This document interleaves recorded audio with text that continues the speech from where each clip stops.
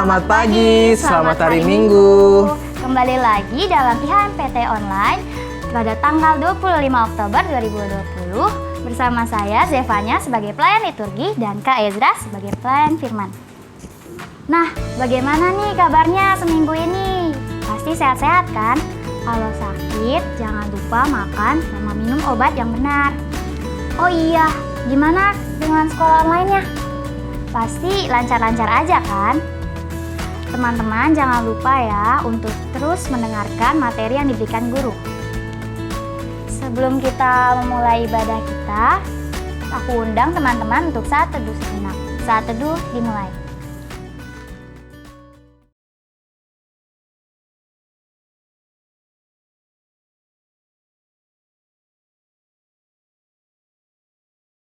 Saat teduh selesai.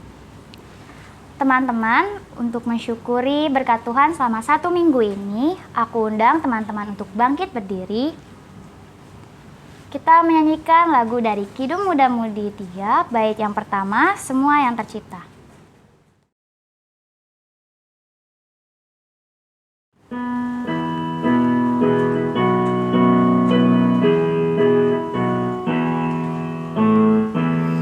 Semua yang tercipta, hai alam semesta, agungkan nama Tuhan dan puji kasih-Nya.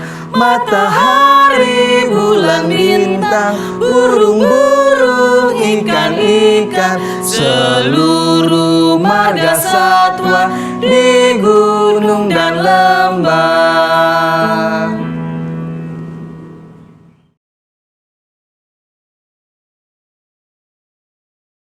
Teman-teman dipersilakan duduk kembali.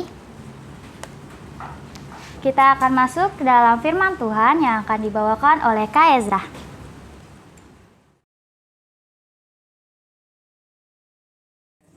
Adik-adik, mari kita buka ibadah ini sekaligus pelayanan firman. Mari kita bersatu di dalam doa. Puji syukur kami panjatkan kehadirat-Mu ya Bapa. Terima kasih atas berkat-berkat-Mu di sepanjang kehidupan kami. Dari malam kami tidur hingga kami boleh bangun dan menyadari bahwa semua berkat yang Kau berikan kepada kami, patut kami ungkapkan syukur melalui ibadah pada hari ini. Engkau berkati hati kami, pikiran kami agar kami bisa fokus, konsentrasi, tertuju padamu, sehingga ibadah kami boleh berkenan di hadapan-Mu dan kami berhak untuk menerima berkat yang daripada-Mu saja Bapa. Terima kasih Tuhan Yesus, pimpin ibadah ini dari awal pertengahan akhirnya, dan Kau berkati hamba-Mu yang akan menyampaikan firman. Kiranya Kau curahkan Roh Kudus-Mu agar hamba-Mu bisa berkata-kata hanya dari-Mu saja ya Bapa. Terima kasih Tuhan Yesus, terpujilah nama-Mu indah itu. Amin.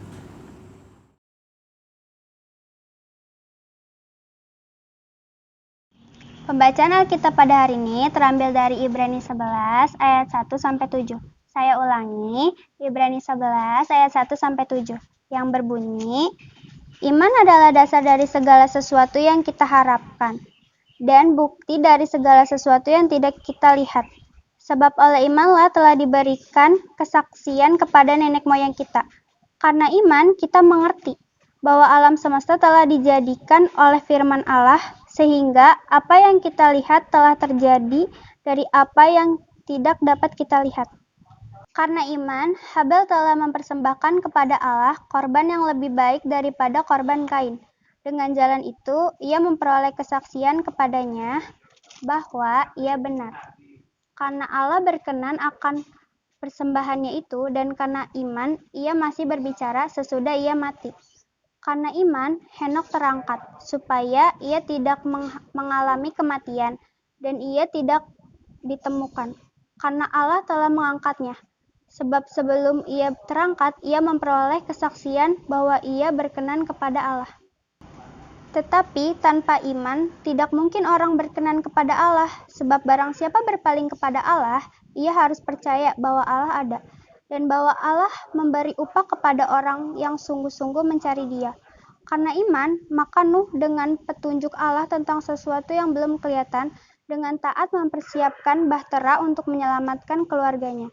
Dan karena iman itu ia menghukum dunia, dan ia ditentukan untuk menerima kebenaran sesuai dengan imannya. Demikian firman Tuhan.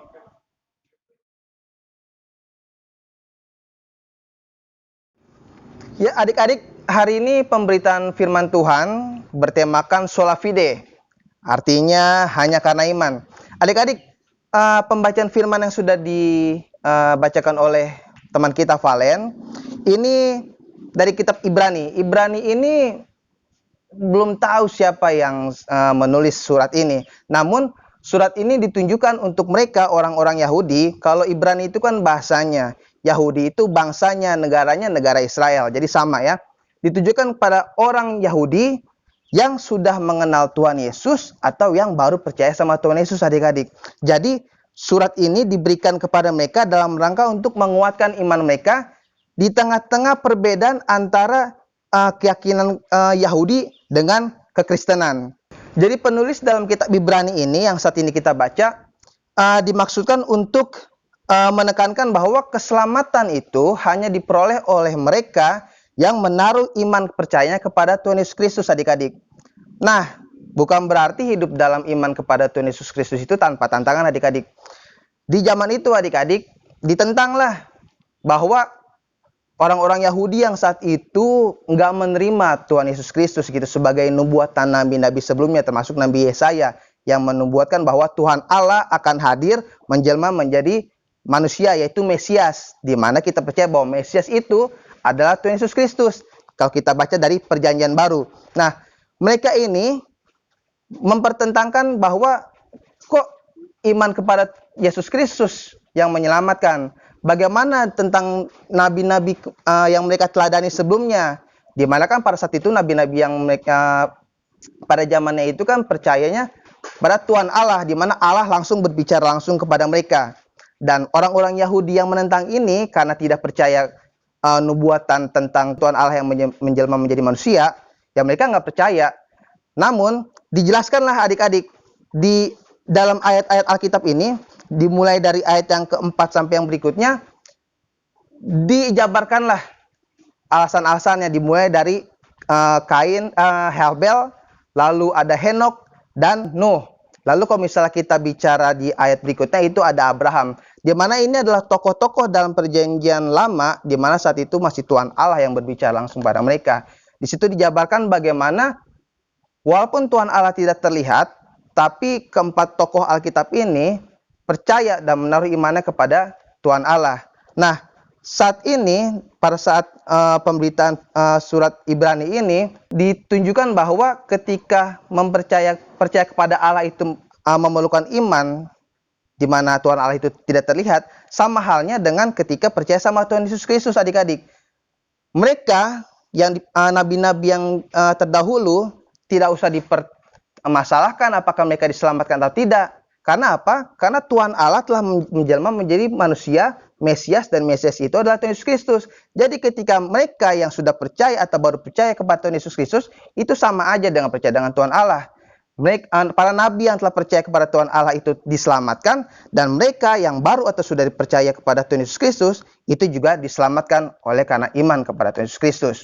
Nah, adik-adik, sekilas kita sudah mendengar bahwa dari tema dan inti pembahasan tadi, pembahasan Alkitab, kita mengenal kata iman. Nah, iman kalau kita lihat di Ibrani 11 ayat pertama, iman adalah dasar dari segala sesuatu yang kita harapkan dan bukti dari segala sesuatu yang tidak kita lihat, adik-adik. Nah, secara sederhana dipahami seperti ini, adik-adik. Ketika adik-adik mengharapkan segala sesuatu yang baik terjadi dalam hidup adik-adik, maka adik-adik harus beriman kepada Tuhan Yesus Kristus. Lalu, ketika harapan-harapan adik itu terwujud, baik itu terlihat maupun tidak, itu adalah bukti iman adik-adik kepada Tuhan Yesus Kristus. Nah, jadi begini, adik. Adik-adik punya harapan, lalu adik-adik beriman sama Tuhan Yesus Kristus. Terwujudlah itu, adik-adik. Nah, adik-adik, kita sudah memahami nih iman itu seperti apa ya. Nah, sekarang kita belajar dari iman-iman para tokoh yang sudah dibahas dalam pembacaan Alkitab kita pada hari ini. Pertama, Habel. Kain dan Habel. Ini adalah cerita di mana kalian sudah pernah dengar waktu kalian masih sekolah minggu ya, di pelayanan PA. Dan sampai sekarang pun, sampai GP, sampai nanti udah berumah tangga dan sudah tua pun, itu tetap dibahas. Karena ceritanya ini memang memotivasi adik-adik. khususnya tentang iman dan persembahan. Nah, dikatakan dalam Ibrani 11 ayat keempat itu, Habel adalah orang beriman adik-adik. Ia memberikan persembahan yang terbaiknya adik-adik. Kalau memberikan persembahan itu sama aja kayak orang ibadah adik-adik. Kayak kita nih ibadah. Itu kan memberikan persembahan, syukur gitu kan. Nah, dia juga si Habel ini sama Kain posisinya lagi beribadah. Gitu loh. Tapi pada saat itu persembahan Habel yang diterima. Karena apa? Karena Tuhan melihat imannya. Di sini sudah jelas Ibrani 11 ayat 4. Tuhan melihat imannya adik-adik. Tuhan melihat bahwa Habel ini orang yang beriman kepada Tuhan. Dan dari imannya itu ia mempersembahkan yang terbaik Tuhan sehingga persembahannya diterima. Lalu yang kedua adik-adik. Ini kita bicara soal Henok. Memang dari kisah-kisah Alkitab cerita tentang Henok ini nggak terlalu panjang. Tapi kalau misalnya adik-adik lihat dari silsilahnya Adam tuh keturunan Adam. Ini ada menyebutkan Henok di Kejadian 5 ayat 22 sampai 24. Nanti adik-adik bisa baca di rumah ya.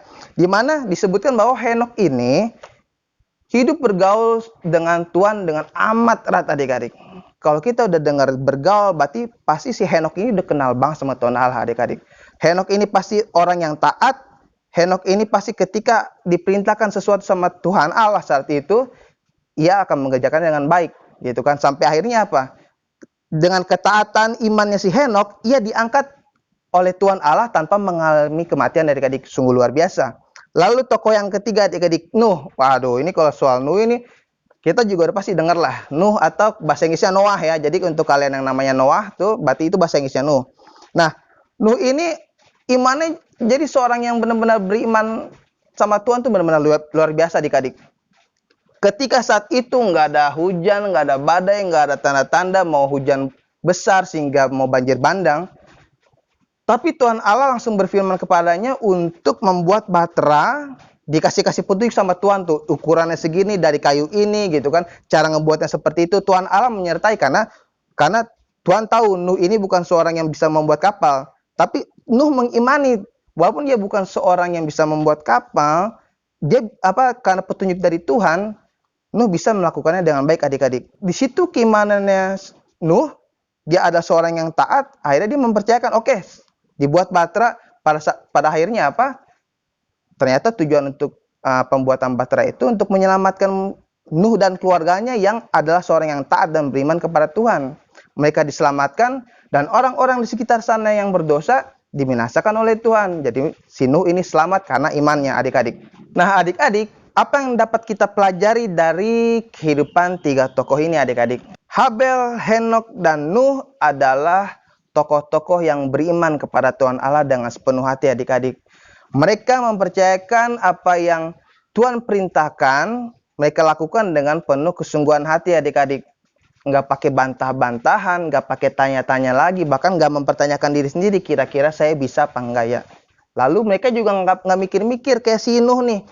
Nggak mikir bahwa ke depannya seperti apa ya. Misal dalam konteksnya si Nuh nih, ke depan apakah memang akan terjadi banjir? Enggak adik-adik, dia nggak nanya, tapi dia udah percaya Tuhan Allah suruh ini, maka dia lakukan. Itu adalah contoh iman yang bisa kita pelajari adik-adik. Nah, apa yang bisa kalian lakukan dalam kehidupan sehari-hari adik-adik? Di sekolah nih adik-adik.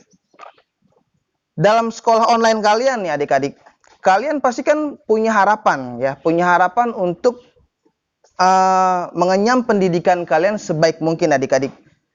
Kalian beriman kepada Tuhan adik-adik. Kalian percaya bahwa Tuhan akan senantiasa menolong kalian, akan memberkati sekolah kalian. Ketika kalian sudah mengimani, iman itu erat hubungannya dengan hikmat. Adik-adik udah beriman kepada Tuhan dengan sepenuh hati, maka Tuhan akan mengaruniakan hikmat kepada adik-adik. Adik-adik beriman bahwa Tuhan Yesus akan membuat kehidupan pendidikan saya baik. Hikmat yang adik terima akan membuat kalian berpikir begini. Oke, saya mau agar Tuhan Yesus memberkati sekolah saya. Hikmat memberikan pengertian kepada saya bahwa apa yang saya harus lakukan untuk mendapat pendidikan yang baik. Lalu hikmat juga mulai bekerja melalui Roh Kudus. Saya harus belajar. Harus belajar dengan sungguh-sungguh. Nggak mencontek. Menggunakan semua fasilitas yang ada untuk menunjang keperluan kalian belajar. Bukan hal yang lain. Bermain boleh, tapi saatnya belajar harus fokus sama belajar. Lalu apakah belajar itu poin utama? Kalian harus hormat juga sama guru adik-adik. Kalau guru-guru kalian sudah mengarahkan ini itu, memberikan tugas ini itu, ya udah kerjain gitu. Itu merupakan salah satu perpanjangan tangan Tuhan untuk mengajari kalian, untuk mendidik kalian dengan baik. Jadi ketika kalian menerima tugas-tugas dari guru, lakukanlah dengan sepenuh hati adik-adik. Nah, hikmat juga akan menuntut kalian untuk bertindak, melakukan apa yang sudah kalian pikirkan baik itu untuk kalian lakukan. Kalian sudah tahu belajar dan menghormati guru adalah suatu kewajiban, maka tindakannya adalah adik-adik akan melakukannya. Adik-adik akan belajar menggunakan buku, HP, internet, wifi, semuanya, kuota yang mungkin kalian mungkin ada keterbatasan kuota, tapi kalian maksimalkan itu untuk belajar adik-adik. Jangan yang lain. Dan ketika iman dan hikmat dan perbuatan itu selaras, kalian pasti berharap yang terbaik adik-adik. Tapi Tuhan kita adalah Tuhan yang mencintai proses adik-adik. Jadi kalau adik-adik berharap hasilnya baik, jangan paksa Tuhan untuk menentukan sesuai dengan apa yang kalian inginkan. Tidak adik-adik. Karena pada dasarnya adalah dalam Roma 8 ayat 24 itu tertulis bahwa segala sesuatu yang Tuhan berikan kepada itu adalah kebaikan adik-adik. Jadi percayakan hasilnya kepada Tuhan, kalian tetap maksimalkan apa yang harus kalian lakukan.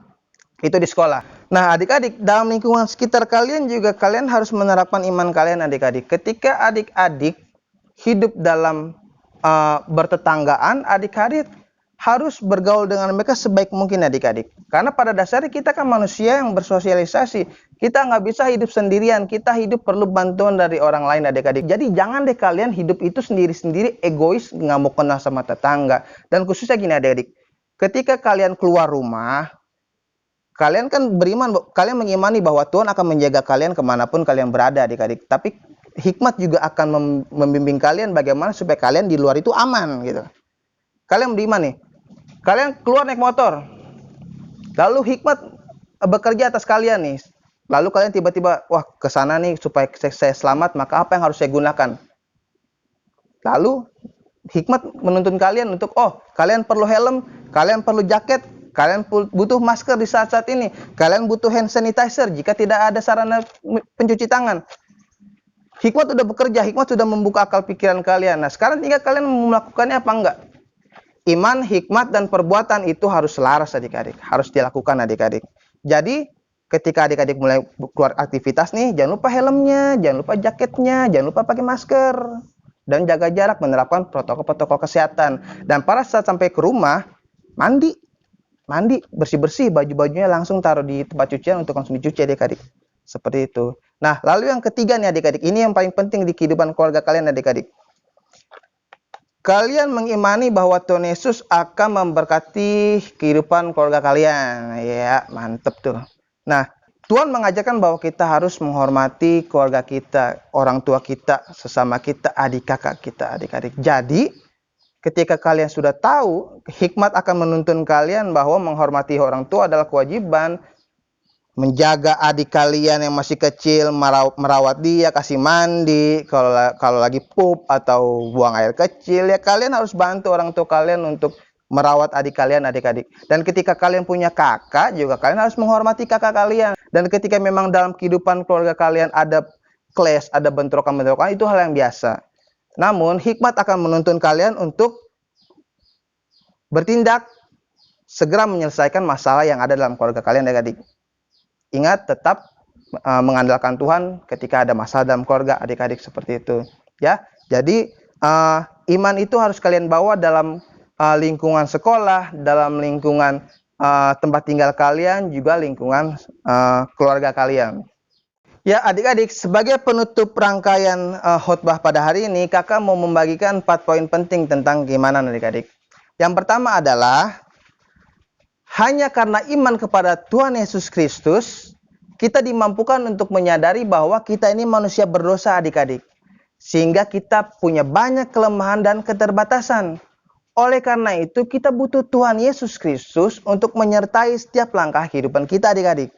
Lalu yang kedua, hanya karena iman kepada Tuhan Yesus Kristus, kita dimampukan untuk menyadari bahwa segala sesuatu yang terjadi ini adalah kebaikan yang Tuhan datangkan bagi kita semua. Lalu yang ketiga adik-adik, hanya karena iman kepada Tuhan Yesus Kristus, kita dimampukan untuk menyadari bahwa Tuhan Yesus itu selalu hadir dalam setiap peristiwa dalam hidup kita adik-adik. Baik di masa lalu maupun di saat ini. Tuhan Yesus selalu hadir adik-adik, khususnya dalam suka maupun duka. Dan yang terakhir, yang keempat adik-adik, hanya karena iman kepada Tuhan Yesus Kristus, kita menyadari bahwa kita perlu setia dan yakin penuh kepada Tuhan Yesus. Karena Tuhanlah yang memegang masa depan kita. Kita percayakan hidup kita di masa depan sepenuhnya kepada Tuhan Yesus. Dan yakin dan percaya yang terbaik akan datang dari Dia kepada kita. Demikianlah firman Tuhan adik-adik. Terpujilah Tuhan Yesus. Amin.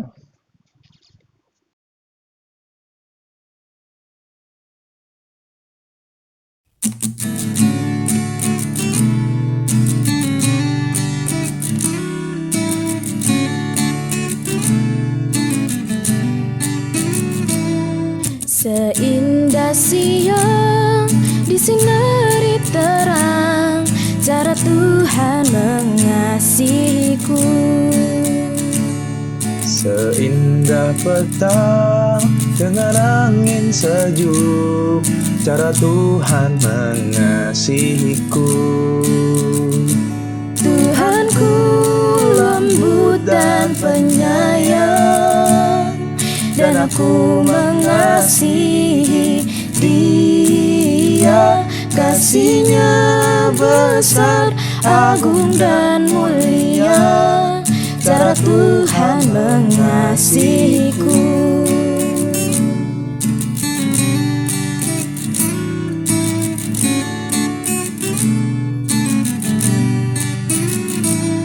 Sedalamnya laut, seluas angkasa, cara Tuhan mengasihiku. Seharum kembang yang tetap semerbak, cara Tuhan mengasihiku. Damai-Nya tetap besertaku, dan surgalah pengharapanku. Hidupku tentram, ku nikmati penuh, cara Tuhan mengasihiku. Damai-Nya tetap besertaku, dan surgalah pengharapanku. Hidupku tentram, ku nikmati penuh, cara Tuhan mengasihiku.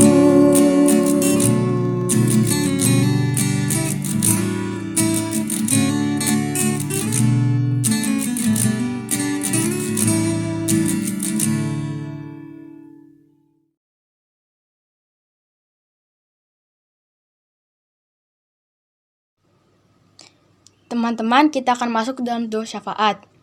Mari kita siapkan hati. Kita berdoa. Tuhan Yesus yang Maha Kuasa, kiranya kami mohon, Tuhan berkati orang tua kami semua, agar mereka diberi kesehatan, diberi pekerjaan, dan berkat yang berlimpah. Begitu juga kami akan berdoa untuk semua orang yang sakit. Kiranya Engkau mau jamah dan sembuhkan mereka semua, sehingga mereka semua dapat kembali beraktivitas. Haleluya. Tuhan Allah kami, berkatilah bangsa Indonesia supaya menjadi bangsa yang maju dan kuat. Berkatilah juga pemerintah dan pemimpin kami serta seluruh aparat pemerintah kami. Anugerahkanlah mereka hikmat dan kebijaksanaan yang dari Tuhan, agar mereka dapat membangun bangsa Indonesia menjadi lebih baik. Dan lindungilah bangsa dan negara kami dari virus corona. Tuhan Yesus tolong berikan ekonomi dan juga keamanan yang ada di negara kami.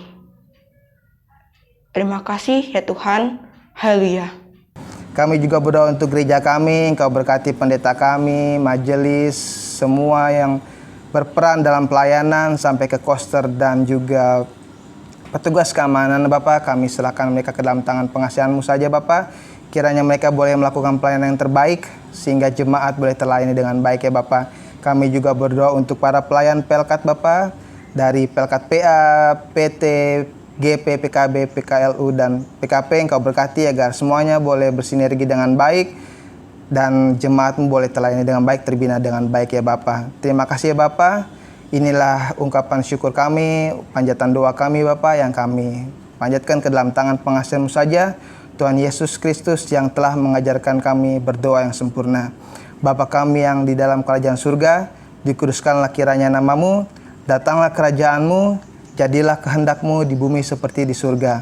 Berikanlah kami pada hari ini makanan kami yang secukupnya, dan ampunilah kami atas segala kesalahan kami, seperti kami juga mengampuni orang yang bersalah kepada kami. Dan janganlah membawa kami ke dalam pencobaan, tapi lepaskanlah kami daripada yang jahat.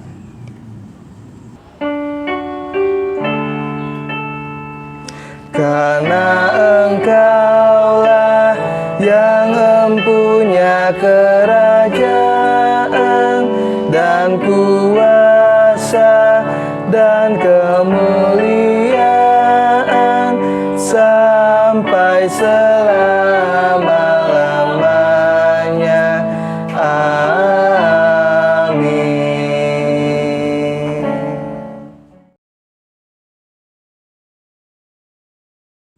2 Korintus 9 ayat 7 mengatakan, hendaklah masing-masing memberikan menurut kerelaan hatinya, jangan dengan sedih hati atau karena paksaan, sebab Allah mengasihi orang yang memberi dengan sukacita.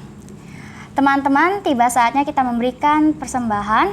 Teman-teman dapat memberikan persembahan dengan 3 cara. Yang pertama seperti ini. Yang kedua seperti ini. Dan yang ketiga seperti ini.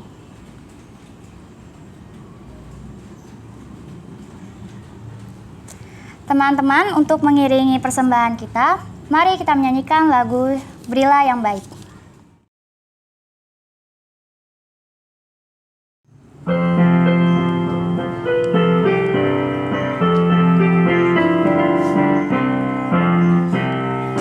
Berilah yang baik, berilah yang baik, Tuhan sudah memberi kau yang terbaik. Apa yang kau beri, berilah sekarang, Tuhan pasti balas kau dan berkati kau selamanya.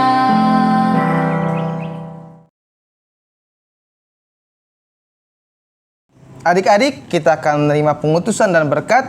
Sebelumnya, kakak ajak kalian untuk berdiri. Kita akan melakukan pujian dari pelengkap Kidung Jemaat 241. Bait yang pertama, tak ku tahu kan hari esok.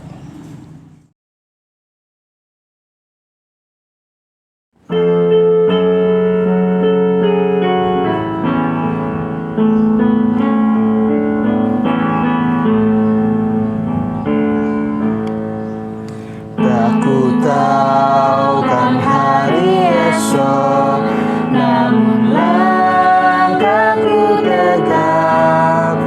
Bukan surya ku harapkan, karena surya akan lenyap. Oh tiada ku gelisah akan masa menjelang. Ku berjalan serta Yesus, maka hatiku tenang. Banyak hal tak ku pahami dalam masa menjelang, tapi terang bagiku ini tangan Tuhan yang pegang.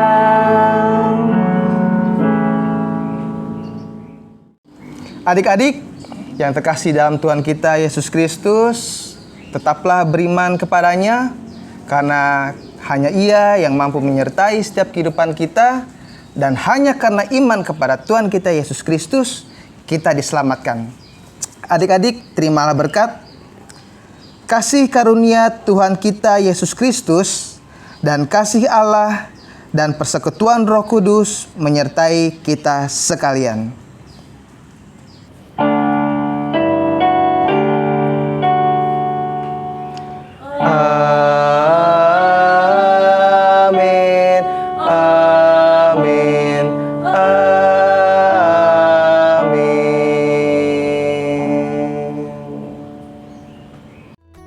Ya teman-teman, kita sudah selesai ibadah hari Minggu. Aku juga mengingatkan teman-teman untuk selalu menerapkan protokol kesehatan seperti mencuci tangan, menjaga jarak, dan menggunakan masker.